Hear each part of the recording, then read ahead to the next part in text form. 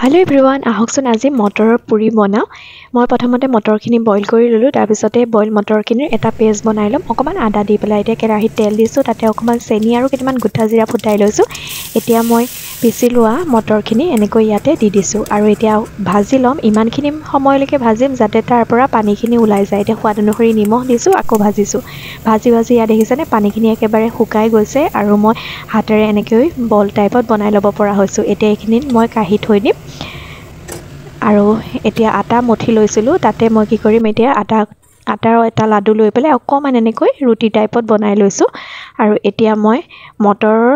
পেষ্টখিনি এনেকুৱা এটা বল বনাই লৈছো তাৰ পৰা এই আটাৰখিনি মাজত সুমুৱাই দিছো সুমুৱাই দি পেলাই এই ধৰণে যোনখিনি ইয়াৰ এক্সট্ৰা মানে আটা আছে সেইখিনি মই অতৰাই লৈছো তাৰ পৰা লাহেকৈ এটা বল বনাইছো তাৰ পৰা শুকান আটা লৈছো আৰু লাহে লাহে এনেকৈ বেলি দিছো বেছি জোৰত বেলিব নালাগে ফাটি যাব পাৰে এনেকৈ বেলি লৈছো আৰু এতিয়া মই এয়া তেলত ধুনিয়াকৈ ফ্ৰাই কৰি লম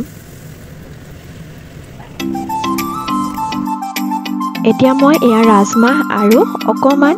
সৰিয়হ জলকীয়া আচাৰৰ লগত পৰিবেশন কৰিছো কেনেকুৱা পালে চাই যদি ভাল পাইছে পেজখন ফলো কৰি দিব